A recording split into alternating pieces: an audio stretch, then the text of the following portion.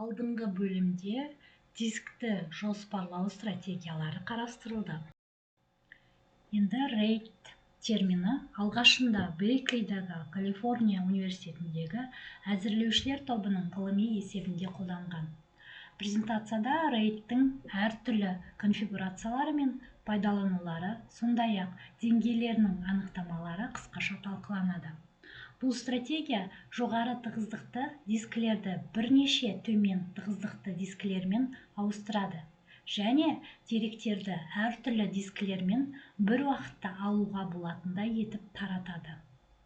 Бұл енгізу-шығару тиімділігін айтарлықтай жақсартады және массивтің қосымша сыйымдылығын кеңейтуге мүмкіндік береді. Ұсынылған технологияның бірегейлігі артықшылықты тиімді пайдалануында. Көбірек дискілердің болуы өнімділікті жақсартады, бірақ сәтсіздікке ұшырау мүмкіндігін арттырады. Осыған байланысты RAID ақаулық жағдайына байланысты жоғалған деректерді қалпына келтіруге мүмкіндік беретін қосымша ақпаратты сақтауды қамтамасыз етеді.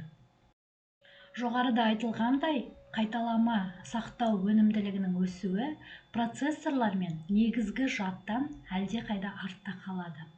Бұл сәйкессіздік жалпы өнімділік деңгейін жоғарылату кезінде диск жүйесіне ерекше назар аударуға мәжбүр етеді.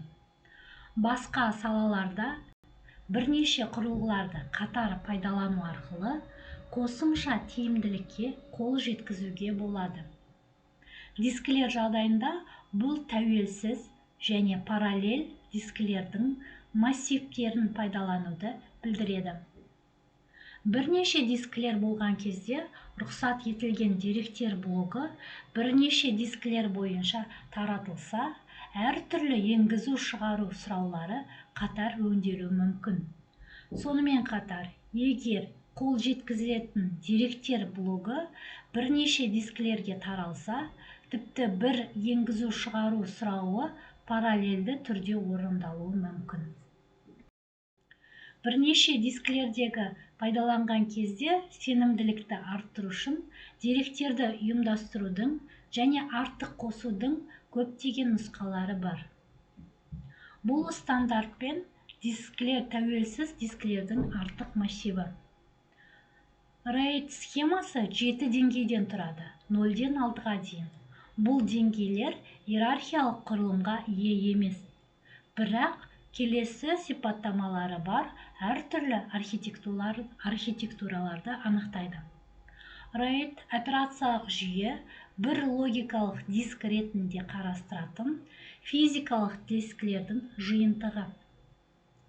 Деректер массивтің физикалық дискілеріне таралады.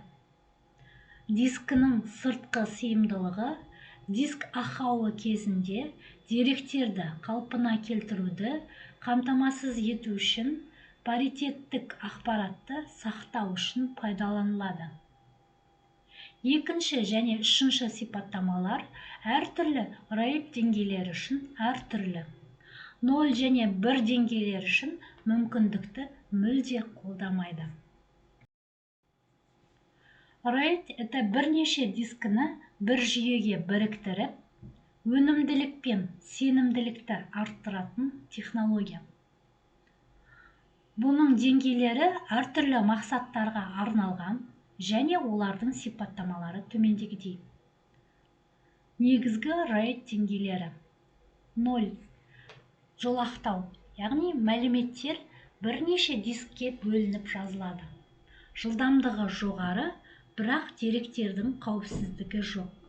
Егер бір диск істен шықса, барлық ақпарат жойылады. Қолдану саласы жоғары жылдамдық қажет болатын ойын компьютерлері бейнемонтажда. RAID 1 ол айна бейнесі. Мәліметтер 2 дискке бірдей көшіріледі. Деректердің сақталу қауіпсіздігі жоғары, бірақ сыйымдылық 2 есеге азаяды. Қолдану саласы маңызды ақпаратты сақтау, яғни бухгалтерия және серверлер. RAID 5 жолақтау және қателерді түзету. мәліметтер бірнеше дискке бөлініп жазылады және қосымша тексеру коды паритет сақталады. Бір диск істен шықса, деректерді қалпына келтіруге болады. Қолдану саласы серверлер, корпоративті сақтау жүйелері. RAID 6 қосарланған паритет. Бұл RAID 5-тен айырмашылығы екі дискінің істен шығуына төзімді. Қауіпсіздігі жоғары, бірақ өнімділігі RAID 5-ке қарағанда төмен. Қолдану саласы мәліметтердің ұзақ мерзімді сақталуын талап ететін жүйелер. RAID 10 ол 1 мен 0 комбинациясы. Мұнда жоғары жылдамдықпен мәліметтердің қауіпсіздігін қамтамасыз етеді.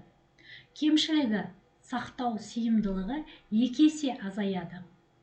Қолдану саласы жоғары өнімді және сенімді серверлер. Диск кэші.